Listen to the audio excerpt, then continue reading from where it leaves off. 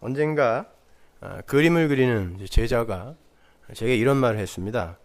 왜 사람들은 아름다운 풍경을 보면서 그림 같다는 말을 할까요? 이런 질문을 했어요. 왜 아름다운 풍경을, 실물을 보면서 야, 그림 같다라는 말을 할까? 그림이 허상이고 풍경이 실제임에도 우리는 풍경보다 그림을 더 가치 있게 취급하고 있는 것 같다는 그런 말이죠. 유사가 본질을 구축해버리는 거죠. 밀어내버리는 거예요. 샤버리는 거예요. 무엇이든지 형식화해서 나라는 나라의 그 울타리 안으로 끌어들여서 소유를 함으로 해서 오로지 자신의 나라를 살찌우는 데에만 총력을 기울이며 사는 인간들의 죄성이 그대로 묻어나는 그런 표현입니다. 인간들은 그렇게 혼돈으로, 이렇게 변화로 감지가 되는 것, 자기가 감당할 수 없는 것이 감지가 되면 무엇이든지 형식화하고 고정화해서 자신의 울타리에 가두어서 거기에서 안정을 찾고자 해요. 그래서 자신이 거하는 장소나 자연, 우주, 이런 것들을 형식화하여 그것들을 대상화해버려요. 그리고 거기에서 안정을 추구하죠. 그게 자기 자리의 우상화라는 거예요. 여러분이 매주 예배당에 오셔서 지난주와 똑같은 자리에 앉는 것이 바로 그러한 장소의 우상화, 장소의 고정화의 모습인 거예요. 그 자리에 앉으면 마음이 좀 편하죠. 자리가 바뀌면 굉장히 불안해요. 그죠? 그래서 인간은 혼돈 속에서 반드시 자기 자신을 형식화해서 자기 자신의 가치를 챙겨요. 그리고 변화가 감지되면요, 금방 제가 전에 말씀드린 메타 형식을 동원을 해서 수정을 가하고 그 변화에서 오는 그 차이 안에서 그 차이를 내 가치와 영광으로 챙겨가져요. 인간들은요. 그렇게 죄인들은 공간을 형식화하고 고정화하며 우주를 그리고 자연을 형식화하여 자기 속에 가두죠. 캔버스 안에, 도화지 안에 가둔단 말이에요. 그러한 형식화와 고정화, 거기에서 말미암는 우상화는 인간의 천국 개념에도 그대로 반영이 돼요. 천국에 대해서 듣긴 들었는데 혼란스러워요. 그곳에 대해서 잘 모른단 말이에요. 그러니까 자신이 원하는 모양으로 천국을 형식화하죠. 여기저기서 듣고 본 좋은 것들은 전부 집어넣어서 천국은 이럴 거야 하고 형식화한단 말이에요. 인간이요. 도화지 안에, 캔버스 안에 천국을 넣어버린다니까요. 그리고 자신의 힘과 지혜, 그리고 자신의 행위로 그곳에 들어가려고 시도를 하게 돼요. 왜냐하면 내가 만들어 놓은 것이기 때문에 내가 들어갈 수 있다라고 믿는 겁니다. 그게 천국의 우상화예요. 그걸 기복신앙이라 그래요. 예수를 믿으면서 내가 부자가 되고 싶다. 이건 유치한 기복신앙이고, 진짜 기복신앙은 천국을 자기가 형식화해놓고 하나님마저도 형식화해서 조작해놓고 그걸 내 힘으로 얻어서 끌어당길 수 있다라고 믿는 걸 기복신앙이라 그래요.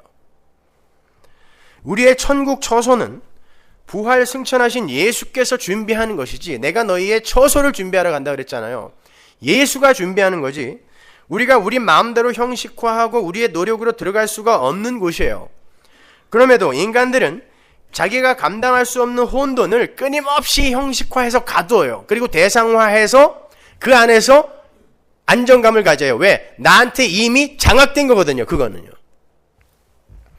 이사야서 5장 8절 보세요. 가옥에 가옥을 연하며 전토에 전토를 더하여 빈틈이 없도록 하고 이 땅 가운데서 홀로 거하려 하는 자들은 화 있을진저.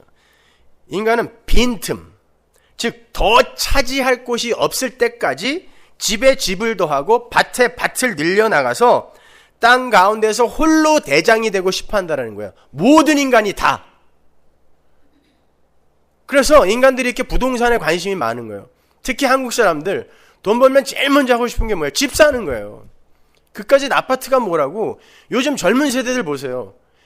자기의 평생 플랜을 세우는데 목적이 뭔지 아세요? 아파트예요. 이런 가치 없는 인생이 있어요, 세상에? 이거는 단지 복부인들에게만 경고의 말씀을 던지는 게 아니에요. 모든 인간이 이렇게 산다니까요. 자기 자리와 지역을 고정화하고 형식화한단 말이죠. 그리고 거기에서 안정을 찾아요. 그러니까 각자의 자리에만 앉는 거예요, 이렇게. 누가 바꾸라고 그러면 신경질 나가지고 말이죠. 그 다음 주에는 방석도 깔아놔 거기다가. 이러면 안 앉겠지 그러고. 어떤 여성교회 회장이 아주 굉장히 유명한 복분이었는데 저 헌신 예배를 인도하러 나와가지고 찬송가를 부르려고 찬송가 다 같이 찬송하시겠습니다. 찬송가 190동.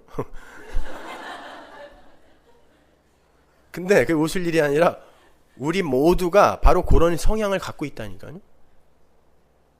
자기 자리 고정화. 왜냐하면 불안한 거예요. 인간들은 불안한 거예요. 그만큼 작은 존재예요. 흔들리는 존재라는 것입니다. 구약에 보면요, 그러한 제한과 형식화로 모든 것을 자기 존재를 살찌우려 하는 인간들의 그 죄성은 하나님마저도 성전에 가두려 한다라는 그런 내용이 나와요. 다윗이 하나님을 성전에 가두려 하죠. 하나님을 위해 보다 좋은, 보다 멋진 성전을 지어드리겠습니다 라고 말은 잘했지만 그건 인간들이 하나님을 자기가 만들어 놓은 어떤 형식과 틀에 가두려고 하는 시도란 말입니다. 그때 하나님이 뭐라 그랬어요? 내가 어떻게 인간이 만든 집에 거하겠느냐 그랬어요. 그러니까 여러분 속지 마세요. 여러분들은 그렇게 좋은 집에 살면서 하나님은 이렇게 새 방에 살면 되겠습니까? 그러니까 우리 건축헌금 내서 멋지게 지읍시다. 사기입니다. 하나님은 그런 데에 거하지 않는다 그랬어요. 그게 천국이라는 장소를 우상화해서 자신들의 행위로 그곳에 도달할 수 있다고 형식화해버리고 고정화해버리는 인간들의 죄성의 발현이에요. 천국은 인간의 행위와 자격에 의해서 형식화되지도 않고 고정화되지도 않아요. 우리에게 포착도 안 돼요. 천국은요. 여러분이 상상도 못하게 만들어 놓는다니까요. 어떻게 인간이 제한된 이성과 육신에 갇혀서 하나님과 하나님 나라를 포착합니까? 그걸 어떻게 해석합니까? 안 된단 말입니다. 근데 인간들이 만들어 놓은 거예요, 그거를. 인간의 형식화와 고착화의 노력은요, 역사 전체를 관통하면서 인간의 보편적 특징으로 지금 들켜지고 있는 거예요. 우리의 인생 속에서도 들켜지고 있어요. 그래서 진짜 실물의 풍경보다 그림이 더 가치 있게 여겨지게 되는 거예요. 풍경은 자기 안에 그림으로 형식화가 되어서 소유가 가능하게 되기 때문에 그래요. 그러니까 진짜 풍경은 내 안에 가둘 수 없어 버거운 존재가 되는 것이고, 형식화시켜버린 그림이나 사진 속의 풍경은 내 안에 가둘 수 있는 것이기 때문에 더욱 가치가 있는 것으로 여겨지는 거예요. 가만히 생각해보면 참으로 어리석은 모습이 아닐 수 없죠. 진짜가 유사에게 밀려나는 거예요. 계속해서요. 그게 인간의 한계인 거예요. 그건 엄밀히 말해서 현실을 버거워하는 인간들의 가상현실의 추구라고 할 수가 있어요. 제가 지금 이런 말씀을 드리는 이유는 인간들의 그러한 형식화와 고정화에서 비롯된 가상현실의 추구가 천국에 대한 소망 혹은 이 땅에서 하나님 나라 살기라는 이런 멋진 이름으로 위장이 되어서 마치 훌륭한 신앙인의 지표로 삼아지고 있다는 것을 경고하기 위함이란 말입니다. 제가 그 제자의 말을 들으면서 떠올린 사람이 미디어 아트의 대가인 제프리 쇼였어요. 현존하는 미디어 아티스트 중에 최고의 찬사를 받고 있는 사람이에요. 제프리 쇼. 현존하는 사람이지만 이미 미술사 책에 그의 이름과 작품이 기록이 되어 있을 만큼 그는 탁월한 작가예요. 제프리 쇼는 아티스트라기보다는 과학자에 가까운 사람이에요. 이제는 예술가가 과학자가 되는 시대가 됐어요. 그의 작품 중에 읽을 수 있는 도시, 레저블 시티라는 작품이 있어요. 관객이 자전거를 타고 그의 작품 속으로 들어가게 되어 있는 방식으로 꾸며져 있어요. 관객은 자전거를 타고 실시간으로 펼쳐지는 여러 도시를 구석구석 구경하고 탐험하게 돼요. 관객은 그 과정 속에서 자신의 그 신체와 현실을 잠시 잊습니다. 그러다가 짓궂은 관객이 자전거를 탄 채로 벽이라도 들이받을라 치면 그만 몸이 벽을 통과해버리고 말아요. 그 사람은 순간 육체에서 벗어나서 유령이라도 된 듯한 느낌을 받아요. 지금까지 자전거를 타고 경험하던 나라는 존재와 현실이 갑자기 사라져버리는 거예요. 그러나 관객은 곧 자신의 신체가 이 작품 속에 들어있다라는 그 현실을 자각하게 되죠. 그렇게 자신의 신체의 현존을 자각하면서 그 사람은 자신의 신체로 돌아오게 되는 경험을 하게 되는 거예요. 잠시 잊었다가. 관객은 제프리 쇼의 작품 속에서 여행을 하면서 자기의 신체에서 벗어나는 체험을 하다가 다시 신체로 돌아오는 체험을 하게 되는 거예요. 왜 세계 미술계가 제프리 쇼에게 사로잡혀 있는 줄 아세요? 제프리 쇼가 도화지나 캔버스 위에 형식화해서 인간 이성의 울타리 속으로 그 우주와 자연을 귀속시키려는 인간 욕망의 추구를 3D로, 입체로 경험이 가능하게 만들어 주었기 때문에 그래요. 그래서 세계 미술계가 제프리 쇼에게 열광하는 거예요. 원래 미술이 추구하는 바가 그거였다는 것을 지금 들키고 있는 것입니다. 제프리 쇼 앞에서. 제한된 시간 안에서 잠깐이지만 자신만이 그 현실의 주인공이 되어서 다른 움직이는 것들의 그 보잘것없음을 마음껏 즐기게 해주기 때문에 그래요. 미술 작품이라는 게 그렇잖아요. 인간이 어떤 작품을 감상할 때 그 작품이라는 대상은 살아있는 내 앞에서 보잘것없는 죽은 것으로 여겨지게 되어 있어요. 그래서 나라는 신이 대상으로서의 작품을 감상의 대상으로 놓고 내가 감상을 하는 거예요. 그래서 얘는 나에게 장악되어 있기 때문에 거기에서 내가 아름다움을 느끼는 거예요. 나에게 장악되지 않으면 인간은 두려움을 느낀단 말입니다. 공포를 느끼게 되어 있어요. 근데 제프리 쇼의 작품 속으로 내가 들어가면 내가 주인공이에요. 이 세상의 모든 게 다 대상화되어 버리고 내가 주인공이 된단 말입니다. 그게 인간의 죄성인 거예요. 모든 걸 형식화시키고 고착화시켜서 내 소유 안으로 끌어들여 버리는 거예요. 모든 사람들이 다. 그래서 지하철이나 전철에 타면 일단 내 자리부터 확보하죠. 자기 자리 고정화예요. 그것이. 내 자리부터 확보해요. 그래서 할머니 할아버지들이 혹시 내 앞에 와서 앉으면 서 있으면 자는 척하는 거예요. 내가 확보한 내 자리 뺏기기 싫은 것입니다. 내가 이 고정해 놓은 이 자리에서 일어나면 또 어디로 가야 되는지 나는 또 필요해야 되거든요. 그래서 만원 버스에 들어가도 쑤시고 들어가서 자기 자리는 확보하는 거예요. 의자 앞에, 기둥 옆에, 손잡이 옆에 이렇게.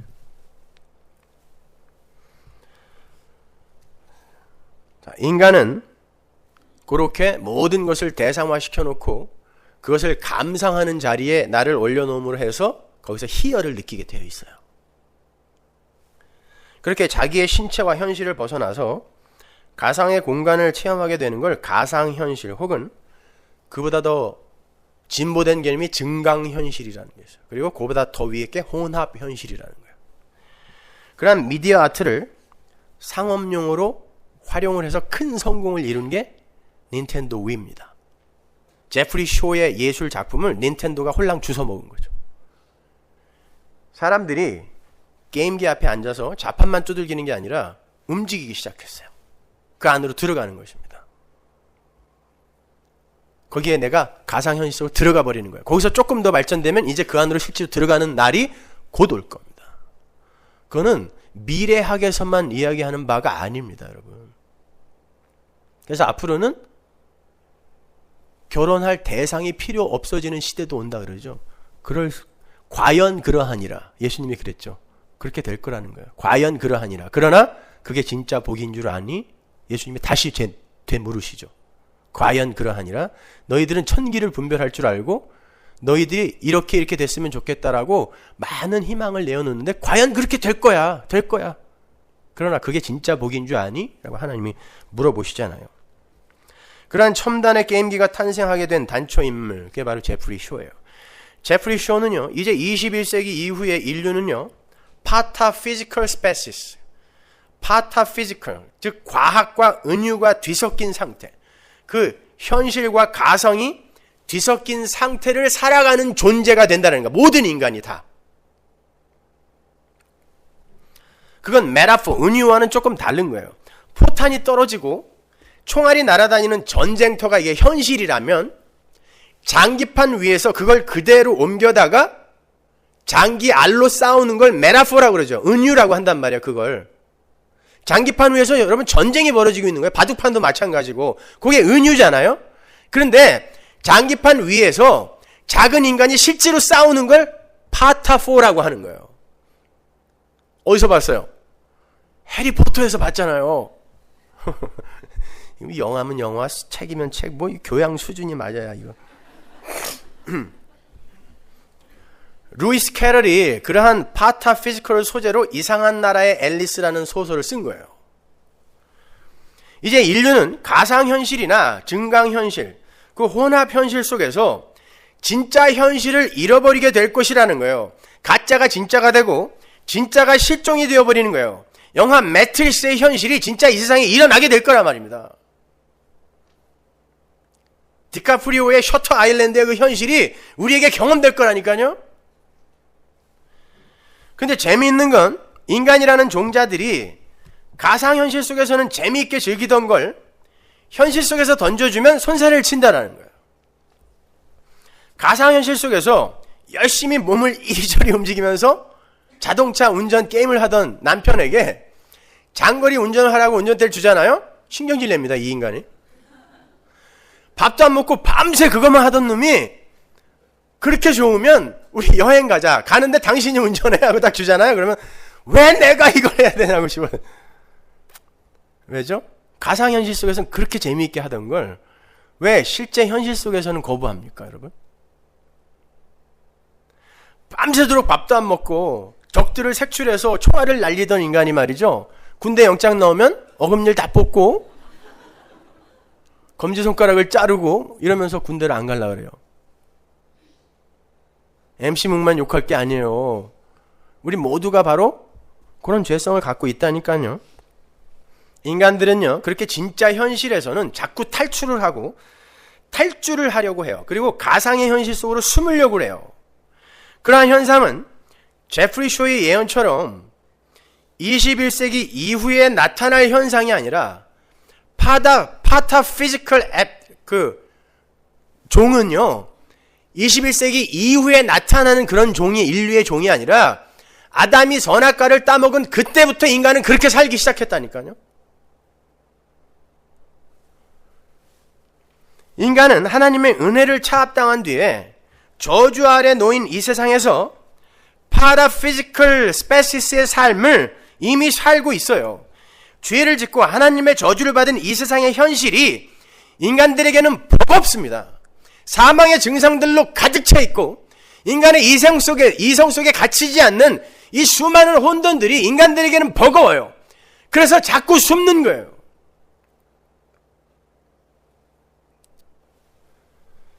그래서 자기 나름대로 역사와 현실을 형식화하고 조작을 해서 그 속에서 안정을 찾으려 하는 거예요. 그러한 인간들의 추구는 그들의 마음속에서도 들켜집니다. 지금 여러분 가슴 속에 곱게 감추어둔 그리움, 추억 이런 걸 하나씩 한번 떠올려 보세요. 그리움, 추억. 그건 그 단어 자체로서 아름답고 가치 있어 보여요. 그렇죠? 그리움, 추억. 그런데 그 당시에는 그게 그렇게 가치 있는 건지 몰랐죠. 그래서 더 애틋한 거 아닙니까? 더 아련하고. 야, 그때 왜 그게 가치 있다는 걸 내가 몰랐지? 그 말은요, 그 그리움과 추억의 대상이 지금 현실에서 여러분에게 주어져도 여러분은 똑같이 그걸 가치 없게 여길 수 있다는 말입니다. 실제로 그렇잖아요. 실제로 여러분이 그리워하고 추억하던 것을 진짜 현실 속에서 맞닥뜨리게 되었을 때 정말 그게 그렇게 좋던가요? 그리고 설사 그게 좋았다 하더라도 그 좋음이 얼마나 지속이 되던가요? 며칠 안 돼요. 며칠 지속 안 됩니다. 역시 자기의 마음속에서 자신의 경험을 형식화하고 고정화시켜버리는 거예요. 인간들이요. 그래서 좋은 것만 내 것으로 취해버리는 거죠. 가치로 취해버리는 거예요. 그래서 그리움과 추억은 항상 현실보다 크게 보이는 거예요. 그래서 어떤 시인은 그리움과 추억은 그냥 그리운 대로 남겨두라 그런 거예요. 유행가 가사인가요? 시가 아니라? 그리운 것은 그리운 대로 내 마음에 둘 거야. 이문세 노래네요. 지금 현실 속에 그 상황과 현실이 가장 소중한 거예요. 그 사람이, 지금 현실 속에 그 사람이 여러분의 그리움 속에 있는 그 사람보다 훨씬 나은 거예요.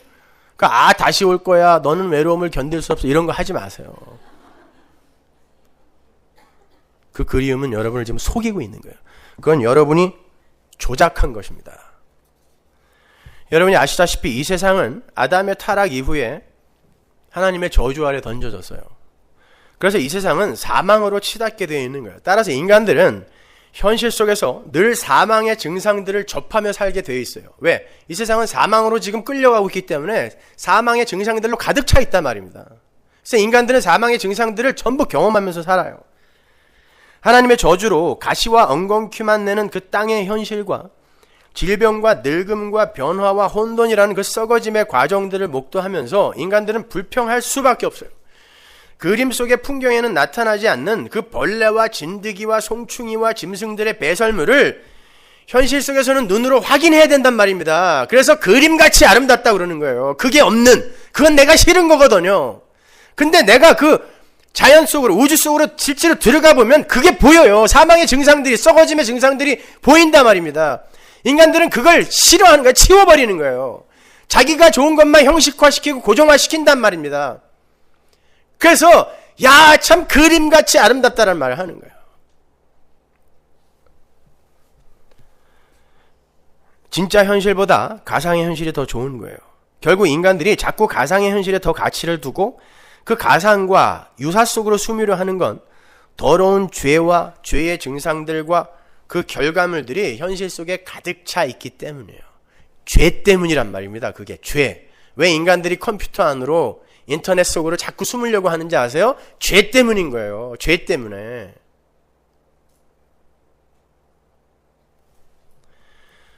그래서 인간들은요, 자기들에게 유익이 되지 않는 것들을 다 치워버리고 털어버린 뒤에 자신들이 좋아하는 것들로 형식화해버린 가상의 그림과 가상의 현실 속으로 수시로 도망가 버리는 거예요. 그 모나리자의 괴악한 성품과 까탈스러운 취향이 그림 속에서는 제거가 되죠. 아기의 짜증과 버릇없음이 천사 같은 아기 그림 속에서는 나타나지 않아요. 인간들은 그렇게 자기들이 형식화하여 조작한 그 대상을 보면서 감탄하는 거예요. 중요한 건 인간들이 이렇게 자기들이 조작하고 형식화해 놓은 세상을 진짜로 착각하며 산다라는 것입니다. 그러니까 이 세상 모든 인간들은 본다고 하면서 실제로는 허상을 보는 거예요. 가짜를 보는 거예요. 각자가 상정한 각자의 세상을 살면서 엉뚱한 상을 보며 산단 말입니다. 그걸 성경이 눈이 멀었다, 소경이다, 어둠 속에 산다라고 표현하는 거예요. 그렇게 자기가 형식화하고 고정화한 어떤 틀 속에서 이게 진짜야 라고 믿고 사는 사람들을 성경이 눈이 멀었다, 소경이다, 어두움 속에 산다라고 이야기한단 말입니다. 그러한 자들에게 빛이 찾아와서 눈을 뜨게 하는 걸 부르심이라 그래요. 오늘 우리가 거기에 대해서 공부할 거예요. 부르심. 그걸 다른 말로 구원이라 그래요. 어두움 속에서 진짜 현실을 바라보지 못하고 자신들이 형식화하고 조작한 혼합의 현실을 살아가는 인간들에게 빛이신 예수가 찾아오셔서 눈을 열어버리는 거예요. 그리고는 현실로 내동댕이 쳐버리는 거예요. 태종아, 그만 게임하고 현실로 돌아가라. 이렇게. 이태종이 게임을 많이 한다는 건 아니고요. 좋아해요. 그렇다면 그렇게 눈이 열린 하나님의 백성들에게 제일 먼저 들어오게 되는 게 뭐겠어요? 자기가 조작한 가상의 현실 속에서 눈이 번쩍 뜨여서 이 사망의 증상들로 가득한 현실로 확 내동댕이 치는 게 구원이란 말입니다. 거기에서 인간들 눈에 가장 먼저 들어오는 게 뭐겠어요? 죄입니다. 그리고 타락한 이 세상의 실체예요. 그래서 그들은 이 세상에서 유쾌하게 웃을 수가 없어요. 그들만. 여러분, 예수님이 이 세상에서 웃으셨다라는 구절이 성경에 단 한 구절에도 나옵니까? 빛이 어두움에 오면 그 빛으로 어두움의 실체를 쫙 밝히는 순간 여기는 살 때가 못 되는구나를 알게 돼요. 그래서 하나님이 이 세상에서 한 번도 안 웃으신 거예요. 진짜 웃음은 천국에서나 가능한 것이기 때문에 그렇습니다. 인간들은 눈을 뜨게 되면 죄부터 보게 돼요. 그리고 그 죄 속에서 자신들의 그 신됨을 챙기기 위해서 욕망하는 인간들이 배설해 놓은 역사의 실체를 보는 거예요. 인간들은 선악과를 따먹고 자기들 스스로 신이 되어버린 후에 자신들의 가치를 챙기기 위해서 자신들의 더러움과 그들이 집단적으로 배설해 놓은 더러운 오물 같은 역사를 선하고 아름답게 위장하기 바빠요. 그래서 여자들이 이렇게 예쁘게 하고 나와도 집은 개판이에요. 근데 어느 날 당신 집에 간다 그러면 깨끗하게 치워있죠. 근데 그게 다 어디 갔는지 아세요? 장롱 밑바닥이나 아니면 장롱 문 열어보면 그 안에 다 들어가 있어. 쓰레기가. 우리 집은 안 그래요. 그래서 그 문 열려고 그러면 절대 문 열게 하는 거예요. 열지 마! 그 열면 큰일 나. 들켜. 위장하는 거예요. 모든 인간이 그래요. 그래서 인간들은 역사 낙관론이니 역사 진화론이니 너스레들을 떨면서 신이 된 인간의 위상을 한껏 찬양하면서 살아요. 그런데 하나님의 은혜가 임해서 어떤 무리의 눈을 열어서 하나님의 은혜가 떠난 피조 세계의 실상을 똑바로 바라보게 하신단 말입니다. 그래서 부르심을 입은 자들의 입에서 아멘 주 예수여 어서 오시옵소서라는 고백이 터져 나오는 거예요. 눈을 떠보니까 이건 예수님이 안 오시면 안 되는 세상이에요. 그래서 아멘 주 예수여 오시옵소서 하는 거예요. 성도들만. 눈이 먼 자들은요. 오긴 왜 와? 왜 벌써 와? 이 살기 좋은 세상에. 오래오래 살게 해주세요. 그러는 거죠. 본문을 보시면요. 파울로스, 작은 자로 편지를 시작한 사도가 자신을 둘로스, 예수 그리스도의 종이라고 그렇게 소개를 한 후에 자기는 부르심을 입었다. 그리고 보내심을 받았다라는 말을 해요. 부르심을 입었다라는 말은 자신의 자발성과 의지를 기각당하는 그런 단어예요. 표현이에요. 부르심을 입었다. 누군가 날 부르지 않았으면 나는 여기에 안 왔을 것이다라는 말이거든요. 그게 부르심이에요. 마찬가지 보내심을 받았다라는 건 하나님이 나를 사도라는 말 자체가 보내심을 받은 자니까 하나님이 날 사도로 임명하지 않았으면 난 거기 안 갔다는 거예요. 사내들인 공회원 바리새인 그 삶 좋았어. 왜 내가 미쳤어? 맨날 두들겨 맞고 맨날 난파되는 배에만 타야 되는 이런 인생 속에 내가 들어가게 안 들어간다는 거예요. 자기는요. 그래서 자기는 부르심을 받았고 보내심을 받았다는 거예요. 끌어당겨줬고 또 누군가 밀드라는 것입니다. 어디로? 거기에서 나는 아무것도 한 게 없는 거예요. 구속사 속에서 인간은 아무것도 할 수 있는 게 없는 거란 말입니다. 그 사도라는 단어에 대해서는 제가 그런 기독교는 없습니다 해서 자세히 설명했으니까 그걸 참조하시고요. 그렇게 보내심을 받았다라는 말 역시 누군가가 자신을 보내지 않았으면 하나님이 자신을 사도로 임명하지 않았으면 자신은 절대 그곳에 가지 않았을 것이다 라는 역시 자기의 자발성을 부정하는 그런 표현이란 말이에요. 거기에는 하나님의 주권만 오롯이 드러나죠. 부르심과 보내심이라는 단어 그 자체 안에. 근데 사도가 그러한 단어들을 끌어다가 자신을 소개하고 있단 말입니다. 난 아무것도 아니란 거예요. 그렇다면 먼저 사도 바울이 사도로 그 보내심을 받는 자로 부르심을 받는 그 자리로 한번 가보잔 말이에요. 거기서 무슨 일이 일어났는지 그게 무슨 이야기인지 사도행전 9장 1절 보세요. 사울이 주의 제자들을 대하여 여전히 위협과 살기가 등등하여 대제사장에게 가서 담메색 여러 회당에 갈 공문을 청하니 이는 만일 그 돌을 좇는 사람을 만나면 물론 남녀하고 결박하여 예루살렘으로 잡아오려 함이라. 사울이 행하여 담메색에 가까이 가더니 호련히 하늘로서 빛이 저를 둘러 비추는지라. 땅에 엎드러져 들음에 소리 있어 가라사대 사울아 사울아 네가 어찌하여 나를 핍박하느냐 하시거늘 대답하되 주여 뉘시오니이까 가라사대 나는 네가 핍박하는 예수라. 네가 일어나 성으로 들어가라 행할 것을 네게 이를 자가 있느니라 하시니 같이 가던 사람들은 소리만 듣고 아무도 보지 못하여 말을 못하고 섰더라. 사울이 땅에서 일어나 눈은 떴으나 아무것도 보지 못하고 사람의 손에 끌려 담메색으로 들어가서 사흘 동안을 보지 못하고 식음을 전폐하니라. 사도 바울이 하나님을 섬긴다고 하면서 예수님은 믿지 않았다라는 표현이 나와요. 예수를 믿지 않았다. 그리고 그 예수님을 믿는 자들을 잡아 가두기 위해서 기세가 등등해서 이곳저곳으로 옮겨 다녔어요. 열심을 부렸어요. 그런데 그에게 지금 빛이 찾아오시죠. 빛이 찾아오세요. 그리고는 그를 부르시는 거야. 빛으로 부르세요. 왜 굳이 빛으로 오신다라는 이 말이 여기에 들어가 있는가? 이건 아주 중요한 거란 말이에요. 예수님은 그렇게 사도 바울처럼 어둠 속에 있는 자, 그래서 빛이 오는 거잖아요. 어둠 속에 있는 자들을 이렇게 표현합니다. 요한복음 12장 39절. 저희가 능히 믿지 못한 것은 이 까닭이니 곧 이사야가 다시 일렀으되 저희 눈을 멀게 하시고 저희 마음을 완고하게 하셨으니 이는 저희로 하여금 눈으로 보고 마음으로 깨닫고 돌이켜 내게 고침을 받지 못하게 하려 함이라 하였습니다. 눈이 멀었다. 예수를 구세주로 알아보지 못하는 자들은 눈이 먼 자다라고 이야기한단 말이에요. 눈이 먼 자다. 잘 보세요. 그에게 진짜 빛이 찾아오셨어요. 눈이 먼 자, 진짜 눈이 멀었던 자에게 빛이 찾아오셨어요. 그랬더니 어떤 일이 일어나요? 그가 지금 나는 본다고 하고 열심히 하나님의 일을 하러 돌아다녔는데 빛이 찾아오니까, 진짜 빛이 찾아오니까 그의 눈이 멀어버려요. 그 말은 실제로 이 사람의 눈이 멀어 있었다는 뜻이에요. 근데 눈을 떴다고 착각하고 살았다는 걸 보여주는 거예요. 그래서 빛이 오니까 눈이 멀어버리는 거예요. 그러한 세상을 진짜 세상으로 바라보던 바울의 눈, 그 눈은 사실상 멀어 있었던 거예요. 그런데 그렇게 눈이 먼 자들은 필연적으로 어떤 삶을 살게 된다고요? 지금 사도 바울의 요 삶이, 요 에피소드가 그걸 보여주는 거예요. 어떤 삶? 예수 그리스도를 핍박하는 삶을 살게 된단 말이에요. 그러면 예수를 핍박하는 삶이라는 게 어떤 삶이에요? 예수를 핍박하는 삶, 하나님을 핍박하는 삶이 아니라 예수를 핍박하는 삶이 어떤 삶이에요?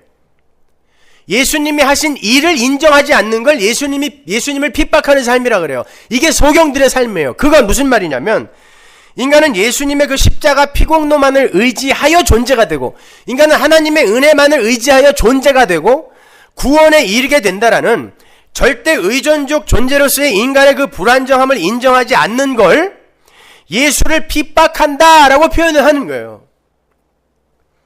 예수님의 그 다 이루심을 인정하지 않고 계속 정진하라의 이 계속 정진의 정신으로 자신의 가능성을 놓지 못하는 거, 즉 예수를 의지하지 않고 자신의 힘과 세상의 가능성을 의지하는 것, 그걸 예수를 핍박한다라고 하는 거예요. 예수님이 하신 일을 인정하지 않는 거니까. 그런 면에서 작년에 세상을 떠난 세계 번영의 신학의 창시자라 할 수 있는 오랄 로버츠나 긍정의 힘의 머리 로버트 슐러, 수정교회의 로버트 슐러나 조엘 오스틴은 예수를 전한 사람들이 아니라 예수를 핍박한 사람들인 것입니다. 빛은 우리에게 찾아오셔서 바로 그러한 어두움의 모습을 적나라하게 까발리고 그 어두움의 세계에서 눈이 멀어 살던 자들을 빛의 세계로, 다시 말해서 은혜의 세계로 끌어당기는 거예요. 그걸 부르심이라고 한다니까요.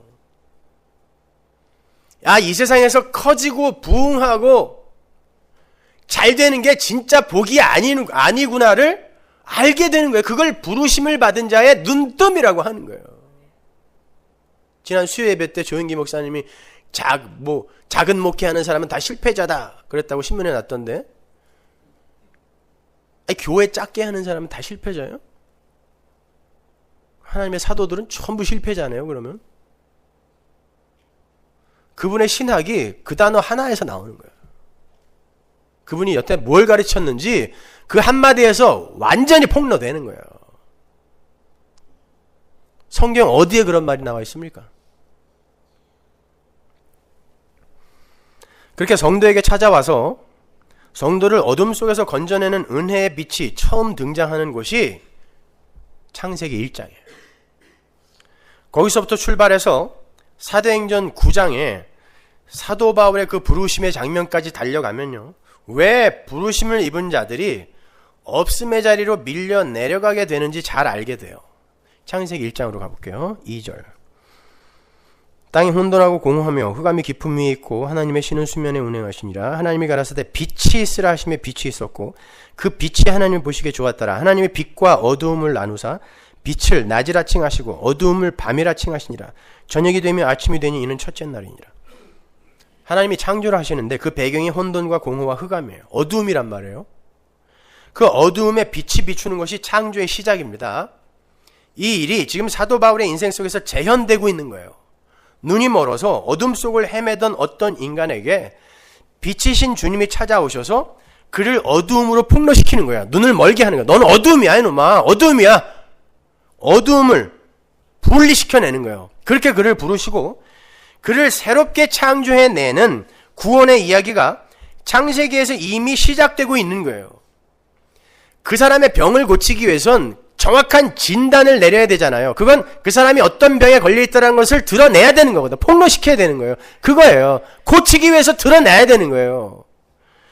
그리고 그러한 사도 바울의 부르심의 사건은 창세전에 택함을 받은 어떤 한 무리에게 일어날 일의 작은 모형인 거예요.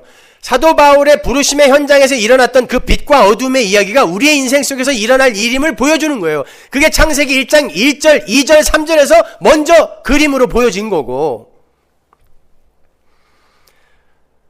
자, 창세기 1장에서 혼돈과 공허와 흑암뿐이던 세상에 빛이 비치자 어떤 일이 일어나요? 제일 먼저 어두움이 빛에서 나뉘죠. 분리해요. 숨어있던 어두움이 빛에 의해서 어두움으로 발각이 되는 거예요. 흑암이었잖아요. 근데 빛이 임하니까 이게 어두움으로 이제 분리가 돼요. 발각이 되는 거예요. 하나님은 빛의 반대편으로 분리가 된 그 어두움을 밤이라고 부르죠. 니고데모가 예수님을 언제 찾아왔어요? 밤에 찾아왔죠. 유다가 예수님을 팔러 어디로 나갔다? 밤으로 나갔다 그래요. 예수님이 잡히시던 그때가 밤이에요. 예수님이 돌아가시기 바로 전에 밤이 임했죠. 그렇게 밤은 빛과 낮을 대적하는 개념이에요. 그 위에 빛이 비추기 시작하는 거예요. 그런데 그 빛은 어두움을 빛에서 분리시키는 역할을 함과 동시에 셋째 날에 창조가 되는 씨 맺는 채소를 존재케 하고 번성케 하는 능력까지 가지고 있어요. 여러분, 씨 맺는 채소는 태양의 빛을 받아 광합성을 해야 존재할 수 있고 자랄 수 있는 거잖아요. 근데 태양은 넷째 날 만들어진단 말입니다. 근데 씨 맺는 채소가 셋째 날 만들어져서 존재한다니까요. 그건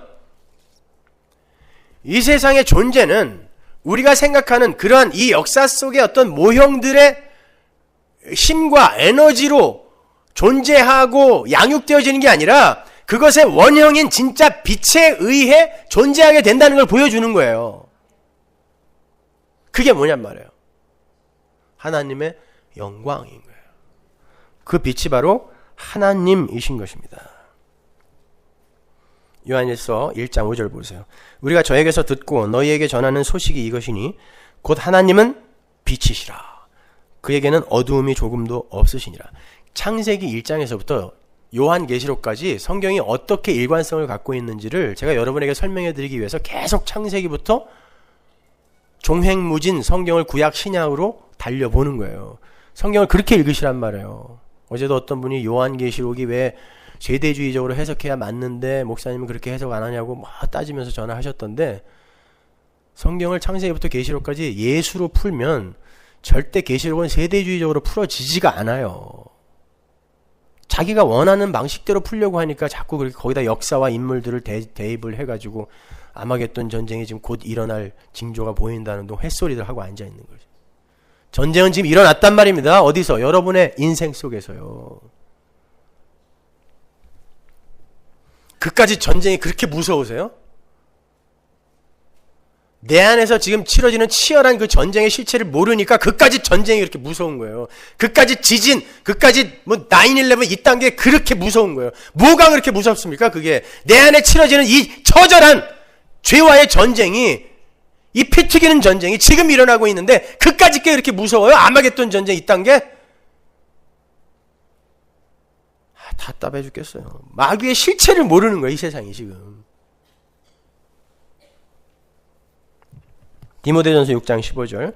기약이 이르면 하나님이 그의 나타나심을 보이시리니 하나님은 복되시고 홀로 한 분이신 능하신 자이며 만왕의 왕이시며 만주의 주시오. 오직 그에게만 죽지 아니함이 있고 가까이 가지 못할 빛에 거하시고 아무 사람도 보지 못하였고 또 볼 수 없는 자시니 그에게 존귀와 영원한 능력을 돌릴지어다. 아멘. 보시다시피 만물을 밝히시고 만물을 존재케 하시는 빛은 하나님이에요. 하나님께서는 어두움과 절대 섞일 수 없는 빛이란 말입니다. 그리고 그 빛에 의해서 만물이 존재하고 유지돼요. 만물의 그 빛이 비추일 때 비로소 만물은 존재와 가치를 지니게 되는 거예요. 그래서 창세기의 첫 창조 때 빛이 먼저 등장하는 거예요. 빛은 하나님이고 하나님의 영광이며 하나님의 능력이에요. 그러한 하나님의 능력, 하나님의 영광을 드러내도록 창조되는 게 피조물이다라는 의미에서 빛이 제일 먼저 있는 거예요. 근데 그게 어떻게 창조가 되는 줄 아니? 빛에 의해서, 하나님의 능력과 영광에 의해서. 근데 그 하나님의 영광과 능력을 품어 안고 이 세상에 오셔서 새 창조를 이루신 분이 누구예요? 예수, 빛이잖아요. 그래서 빛이 마치 하나님으로부터 창조가 되어 보내지는 모습으로 창세기 1장에서 그려지는 거란 말입니다. 예수가 창조된 게 아니라 여호와의 증인들은 바로 그 깊이까지 못 들어간 거예요. 그러니까 예수가 창조됐다고 햇소리도 하고 앉아 있는 거죠.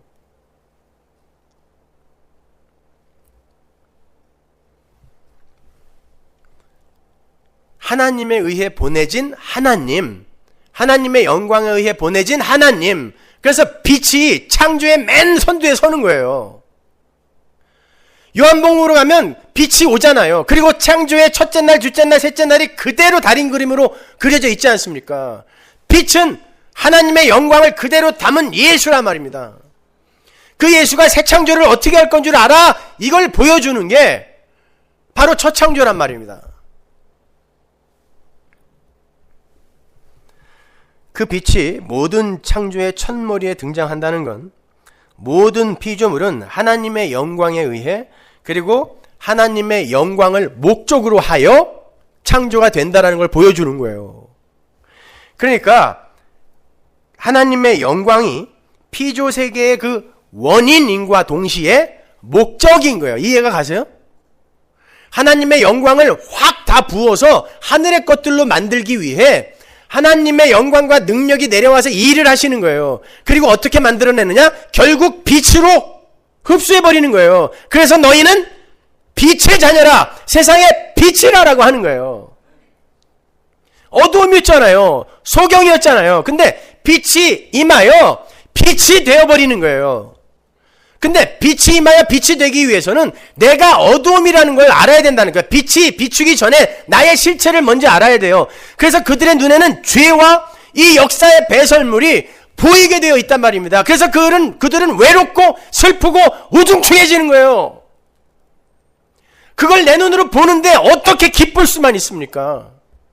그 우중충하고 외로운 삶 속에서 소망을 붙들면서 기쁨을 챙기는 거지, 이 속에서는 못 챙긴단 말입니다. 근데 그걸 못 보고 전부 가상현실, 증강현실, 혼합현실 속에서 열심히 제프리 쇼의 자전거를 타고 있으니까 희희낙낙거리고 앉아있는 거예요.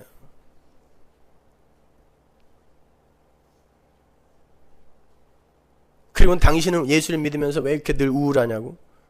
넌 뭐 때문에 이렇게 기쁘냐? 한번 물어보세요. 뭐 때문에 이렇게 기쁘니? 한번 물어봐 주세요. 뭘 받길래 그렇게 기쁜 거야?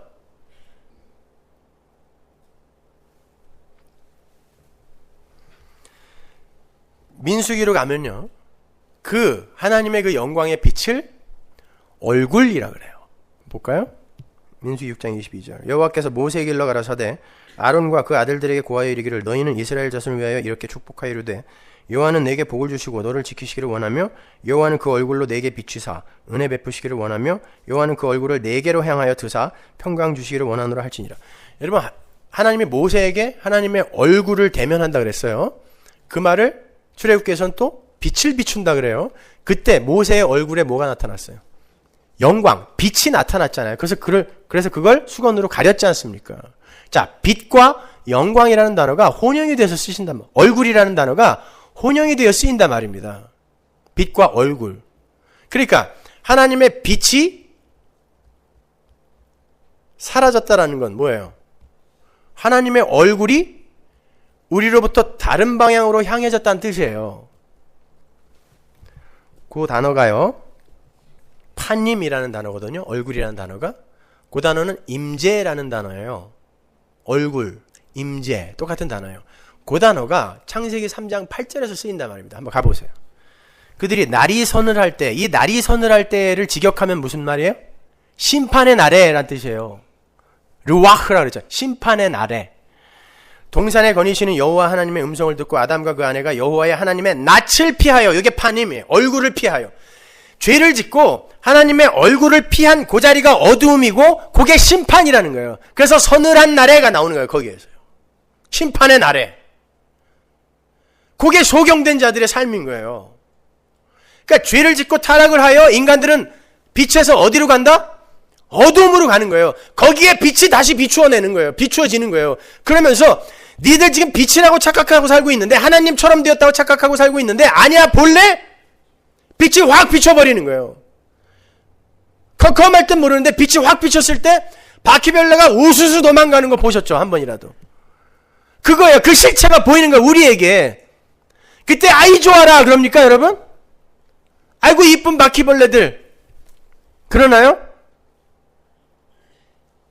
어머 징그러. 집 팔아야 되겠다. 나오는 거예요. 떠나야 되겠구나가 나와야지. 그게 여러분의 인생이란 말입니다. 눈을 뜬 여러분의 인생. 그래서 더러운 인간들의 속이 자꾸 보이는 거예요. 보기 싫어도 보이는 거예요. 그래서 점점 고립되어지는 거예요. 혼자.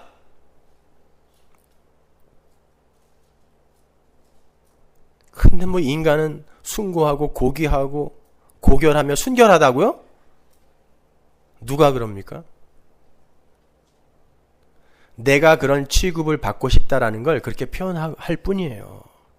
그걸 인본주의라고 그래요. 그걸 휴머니즘이라고 하는 거예요. 휴머니스트들을 존경하지 마세요.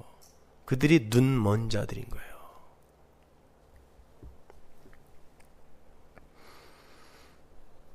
이사야서 59장 9절 보세요. 그러므로 공평이 우리에게서 멀고 의가 우리에게 미치지 못한즉 우리가 빛을 바라나 어두운 뿐이요 밝은 것을 바라나 캄캄한 가운데 행함으로 우리가 소경같이 담을 더듬으며 눈 없는 자같이 두루 더듬으며 낮에도 황혼때같이 넘어지니 우리는 강장한 자 중에서도 죽은 자 같은지라. 성경은 타락한 인간 세상을 흑암, 어두움이라고 하고 그 속에서 살아가는 인간들을 소경이라 그래요. 그래서 어둠 속에 갇혀버린 소경들이 빛을 알아보지 못했던 거예요. 여러분, 눈이 안 보이는 분들 보면서 참 답답하겠다 하지 마세요. 그분들이 진짜 보는 사람일 수 있어요. 그거 여러분이 진짜 헛것을 보는 것일 수 있단 말입니다. 지금 꿈속에서 신기루를 보는 것일 수 있다니까요. 그걸 놓치지 마세요. 그렇게 하나님의 낯을 피해서 어둠 속으로 들어간 인간들이 제일 먼저 한 게 뭐다? 성 쌓은 거예요. 가인이 에녹 성 쌓았고 그 후대들이 바벨 성 쌓았어요. 바벨 탑이 아니에요. 바벨 성입니다. 정확한 단어는 성을 쌓는 거예요. 내 자리 고정화, 자기 자리 고착화, 자기 자리 우상화. 왜? 내가 앉는 자리니까. 내가 앉는 자리니까.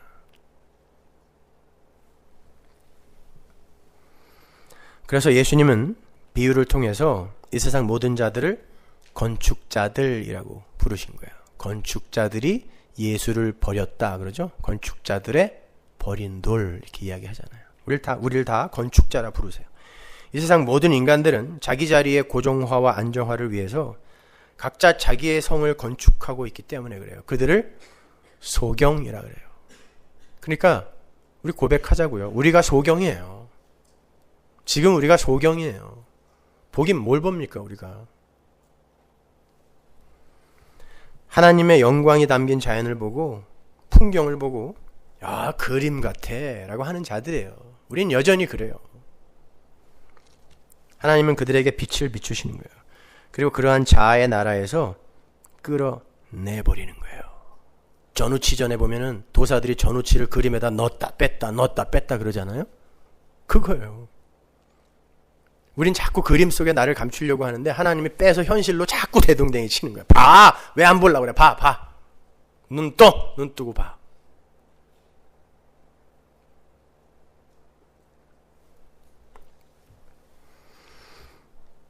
그렇게 우리의 눈에 이 세상의 추악함과 더러움과 자기 자신의 불가능함이 감지가 돼야 돼요. 이사야서 42장 6절 보세요. 나 여호와가 의로 너를 불렀은즉 내가 네 손을 잡아 너를 보호하며 너를 세워 백성의 언약과 이방의 빛이 되게 하리니 네가 소경의 눈을 밝히며 지금 예수님 하나님의 종에 대한 이야기예요. 네가 소경의 눈을 밝히며 갇힌 자를 옥에서 끌어내어 흑암에 처한 자를 간에서 나오게 하리라. 흑암, 소경 계속 나오죠. 내가 소경을 그들의 알지 못하는 길로 이끌며 세상의 반대 방향으로 이끈단 말이에요. 요한복음 마지막 장에 예수님이 베드로에게 하신 말과 똑같은 말이에요. 그들의 알지 못하는 첩경 지름길로 인도하며 흑암으로 그 앞에 광명이 되게 하며 구분대를 곧게 할 것이라. 내가 이 일을 행하며 그들을 버리지 아니하리니. 하나님께서 소경이 되어서 자기 둘레에 성을 쌓으며 자기 자리 고착화, 자기 자리 형식화, 우상화에 빠져있는 자들 거기서 꺼내낸다는 거예요. 바벨론에서 꺼내낸다라는 것입니다. 그렇게 해서 무엇을 성취한다? 이사야서 60장 1절로 가보세요. 일어나라 빛을 발하라. 이는 내 빛이 이르렀고 여호와의 영광이 네 위에 임하였음이니라. 보라 어두움이 땅을 덮을 것이며 캄캄함이 만민을 가리우려니와 오직 여호와께서 내 위에 임하실 것이며 그 영광이 내 위에 나타나리니 열방은 네 빛으로 열방은 비치는 내 광명으로 나오리라. 다시는 낮에 해가 네 빛이 되지 아니하며 달도 내게 빛을 비추지 않을 것이요 오직 여호와가 내게 영영한 빛이 되며 내 하나님이 네 영광이 되리니 다시는 네 해가 지지 아니하며 네 달이 물러가지 아니할 것은 여호와가 네 영영한 빛이 되고 네 슬픔의 날이 마칠 것입니다. 내 백성이 다 의롭게 되어 영영이 땅을 차지하리니 그들은 나의 심은 가지요 나의 손으로 만든 것으로서 나의 영광을 나타낼 것인즉 그 작은 자가 천을 이루겠고 그 약한 자가 강국을 이룰 것이라. 때가 되면 나 여호와가 속히 이루리라. 참 복음의 핵심이 여기 다 들어가 있죠. 니들 주위에 성 쌓아서 자꾸 땅의 땅을 가옥의 가옥을 확보하려고 하지 말라는 거예요. 언젠가 영영이 너희들이 땅을 차지할 날이 온다라는 거예요. 하나님의 땅, 약속의 땅. 그리고 너희들이 지금 태양을 빛의 이 발광체 중 최고로 여기고 있는데 그게 필요 없는 날이 온다라는 건 뭐예요? 이 역사 속에서 우리가 의지하고 있는 가치들이 이제 싹 사라지는 날이 온다는 뜻입니다. 진짜 원형이 올 거니까 그걸 보게 해주는 걸 소경의 눈을 뜨게 해준다라고 표현하는 거예요. 그걸 보게 해주는 거. 그러니까 그들의 눈에 이 세상의 빛으로 여겨지는 것들, 이 세상의 가치로 여겨지는 것들이 어떻게 보여야 되겠어요? 이거 가짜구나, 그림이구나, 그림 속의 태양이구나를 보게 되는 거예요. 그들이 눈뜬 자입니다, 여러분. 인간들의 육적 기대와 욕망과 의지를 부수시고 진짜 실체를 드러내시기 위해서 빛이 오셨단 말이에요. 그러니까 신기루처럼 확 드러나는 거예요.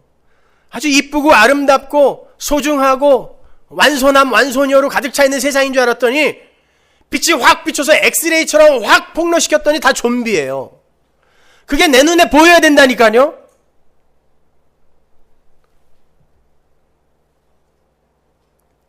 욕망하는 인간들의 배설물인 이 역사의 실체를 여러분이 꼭 보셔야 된단 말입니다. 이 역사가 지금 어디로 흘러가고 있는지. 요한계시록에 바로 이사야서의 이 예언이 완료가 되어 있어요. 한번 볼까요? 계시록 21장 23절. 그 성은 하나님이 준비한 성이에요. 우리가 건축하고 우리가 형식화해 놓은 그런 성 아니고 그 성은 해나 달의 비춤이 쓸데없으니 이는 하나님의 영광이 비치고 어린 양이 그 등이 되심이라. 이 세계, 이게 진짜 빛이고 이게 진짜 가치라는 걸 알게 해주는 이 세계가 완료된 하나님 나라라는 거예요. 그럼 눈이 뜬 자들은, 이 빛에 의해 눈이 뜨여진 자들은 어떤 걸 먼저 봐야 되냐고요? 세상의 부질없음, 세상의 추악함, 더러움.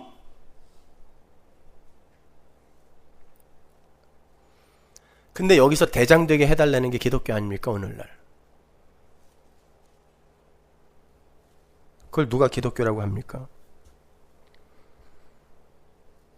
사람을 살게 하는 힘, 사람을 살게 하는 진짜 가치는 하나님의 그 임재에서, 파님, 하나님의 얼굴빛에서, 그 하나님의 영광의 빛에서 비롯되는 것이라는 것을 우리가 아는 거예요.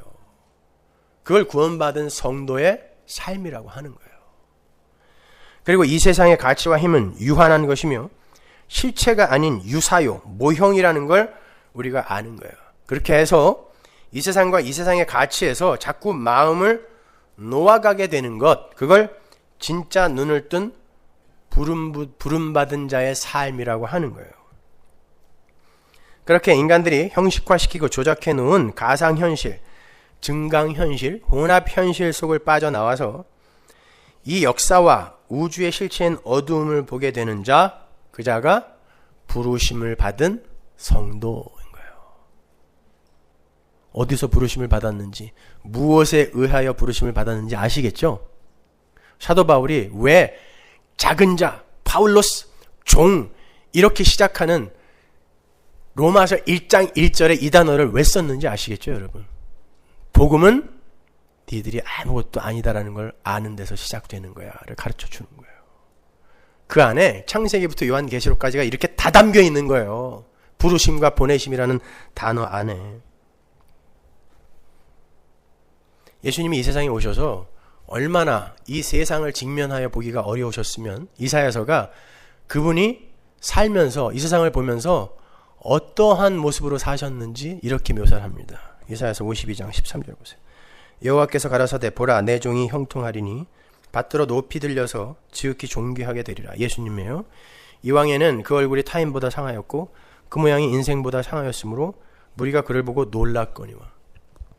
예수님이 이 세상에 오셔서 어둠의 실체를 보니까 도대체 이 근심과 아픔과 슬픔이 떠나질 않아서 얼굴이 다른 이보다 보편적 모든 인간이에요. 인생이라는 건 훨씬 더 상했다는 거예요. 그래서 예수님이 30이 간 넘었는데 사람들이 그를 어떻게 봤어요? 넌 50쯤 됐겠다 이렇게 본 거예요. 네가 50도 안 되었거늘 그러죠? 30이 간 넘은 사람이 50살의 얼굴을 갖고 있었어요. 그것도 잘생기기나 했어요. 사람들이 보고 얼굴을 돌렸을 만큼 못났다 그랬어요. 흠모할 만한 풍채도 없어요. 키도 조그매, 얼굴도 못생겨. 거기다가 건늙어 갖고 30살짜리가 50살짜리. 그러니까 동안 자랑하지 마세요.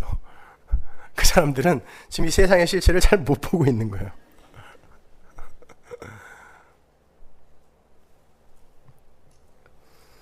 게다가 빛은 이 세상의 어둠을 밝히기 위해서 그 자신이 어둠을 경험해야 돼요. 그게 하나님 나라의 삶의 원리입니다. 그래서 빛은 더욱 심기가 불편할 수밖에 없어요. 이사야서 42장 18절 보세요. 너희 귀머거리들아 들으라. 너희 소경들아 밝히 보라. 소경이 누구냐? 내 종이 아니냐? 누가 나의 보내는 나의 사자같이 귀머거리겠느냐? 누가 나와 친한 자같이 소경이겠느냐? 누가 여호와의 종같이 소경이겠느냐? 하나님께서 보내신 빛이 소경을 지금 건지는데 이사야서의 전개 과정을 이 내러티브를 보세요.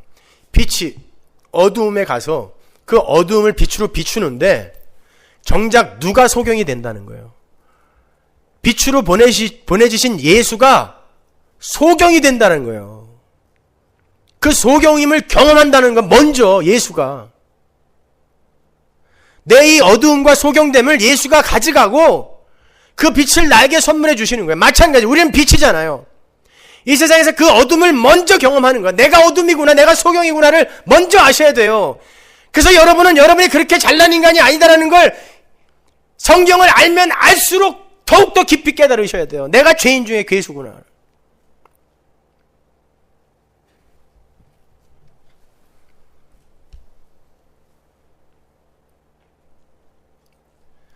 여러분, 예수님께서 하나님으로부터 어떤 취급을 받았어요? 십자가 위에서. 나의 하나님 어찌하여 나를 버리시나이까 그랬죠. 그 말은 하나님이 얼굴을 돌렸다는 뜻이에요. 얼굴은 뭐? 파님은 뭐? 임재는 뭐? 빛이란 말이에요. 빛이 떠나갔어요. 그러니까 흑암이 3시간 동안 있었던 거예요, 거기에. 예수님이 그 일을 겪었어요. 그래서 예수님이 그렇게 나약하게 나의 하나님 어찌하여 나를 버리시나이까? 왜 내게서 얼굴을 돌리시나이까? 라는 말을 하신 거예요. 그건 이 세상에서 죽어간 순교자들보다 못한 모습이죠.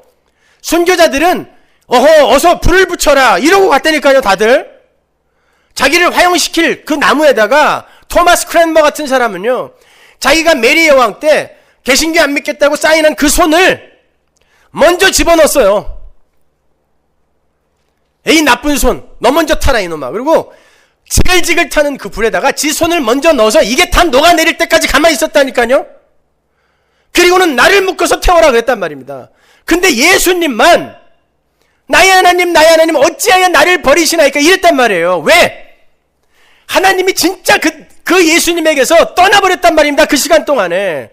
그러나 순교자들은 하나님이 그와 함께 있어서 참았다니까요. 예수님은 그 자리로 간 거예요. 순교자들과 예수를 함부로 비교하지 마십시오.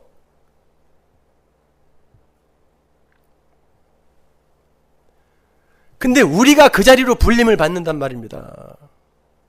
이 인생의 과정 동안에 하나님이 여러분에게 침묵하시는 듯한, 하나님이 여러분을 버린 것 같은 경험을 하게 해주세요. 그 속에서 여러분은 나는 이렇게 버려져도 마땅한 자라는 고백을 할 수 있는 자가 돼야 되는 거예요. 그런데 하나님께 그냥 악을 빡빡 쓰면서 내가 하나님께 해드린 게 얼만데 나를 이렇게 취급하냐고 이러고들 앉아있는 거죠. 온통 기도의 제목은 전부 그거예요. 나 외면하지 말라고. 우리는 외면 받아야 마땅한 존재라는 걸 배우고 가는 거라니까요. 근데 무슨 기도의 응답들을 그렇게들 원하고 앉아있는지. 이렇게 창세기 1장의 첫째 날에 창조된 빛은 빛이신 하나님의 영광을 그대로 간직한 채 하나님의 의해 부르심을 입고 보내심을 받은 성자 하나님의 영광을 가리키는 거예요. 요한복음 1장 1절 보세요. 태초에 말씀이 계시니라. 이 말씀이 하나님과 함께 계셨으니 이 말씀은 곧 하나님이시니라. 그가 태초에 하나님과 함께 계셨고 만물이 그 말씀으로 말미암아 지은 바 되셨으니 지은 것이 하나도 그가 없이는 된 것이 없느니라. 그 안에 생명이 있었으니 이 생명은 사람들의 빛이라. 빛이 어둠에 비치되 어두움이 깨닫지 못하더라. 창세기 1장이잖아요. 그렇죠? 빛이 만물을 창조했대요. 빛이. 근데 어두움이 빛을 알아보지 못해요. 그러니까 빛이 쫙 임하면 어둠이 분리되어 버리는 거예요. 드러나는, 폭로되는 거예요. 그리고 결국은 그 어둠을 확 다 몰아내버리는 거예요. 빛이요. 그 과정을 우리가 인생 속에서 겪는다니까요. 요한복음 8장 12절 예수께서 또 말씀하여 이르시되 나는 세상의 빛이니 나를 따르는 자는 어두움에 다니지 아니하고 생명의 빛을 얻으리라. 그죠?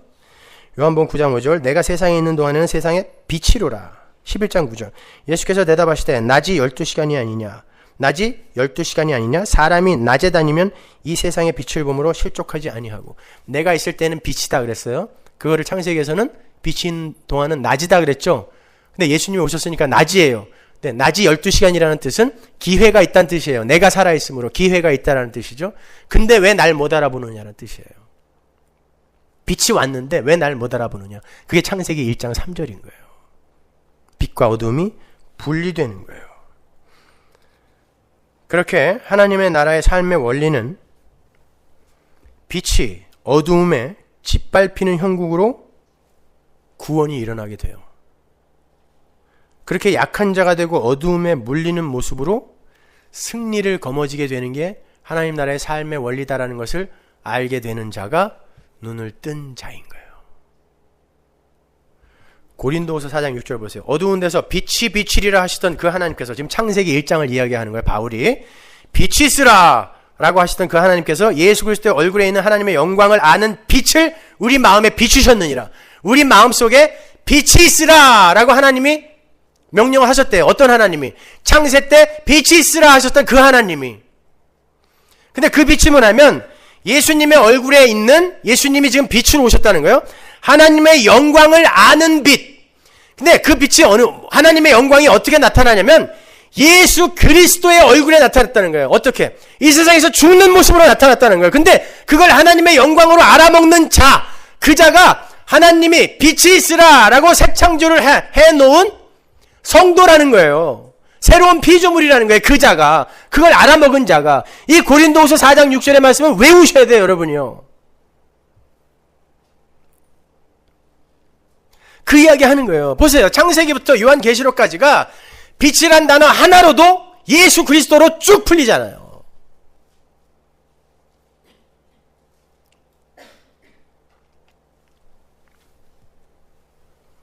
창세기에서 그 빛은 하나님의 명령에 의해서 이 세상으로 출격을 하게 되는 예수 그리스도였다는 거예요. 그 빛에 의해서 이 세상이 창조가 되었고 그 빛 되신 예수님은 하나님의 영광을 드러내고 있었다라는 것입니다.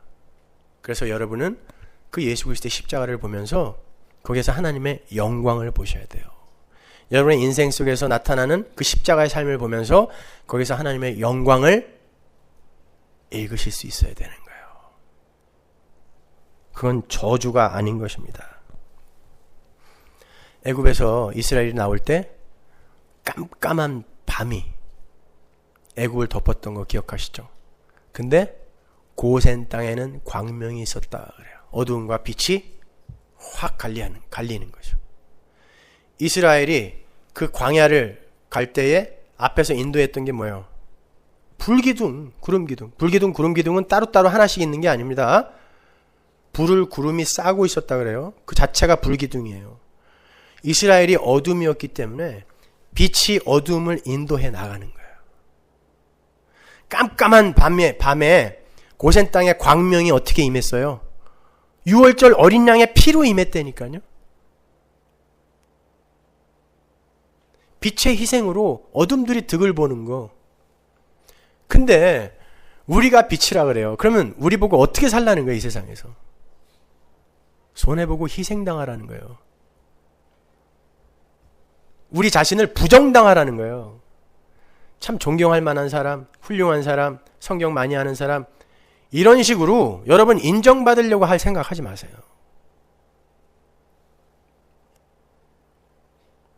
그게 자기 자리 고착화, 고정화의 죄성에서 나오는 거예요. 우리가 성경을 알면 얼마나 압니까? 왜 사람들 그렇게 그걸 갖고 정죄를 하세요? 꼭 뭐라고 이렇게 성경 갖고 나서는 사람들 보면 참 유치원 수준도 안 되는 수준을 갖고 저렇게 잘난 척을 하려고 하는구나. 때때로 사람들이 저한테 이제 질문을 하면서 이메일로 저를 가르치려고 하는 사람들이 있어요. 저는 그걸 읽을 수 있어요, 그 안에서. 그런데 수준은 완전히 이제 갓 1단계 견성이라고 그러죠. 이제 밑바닥 겨우 본 사람들이 꼭 그렇게 누굴 가르치려고 그래요.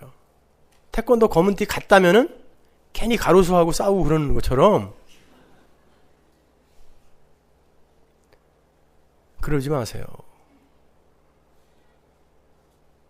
그냥 교회 안에는 그냥 바보들만 있는 그런 모습으로 그려져야 돼요.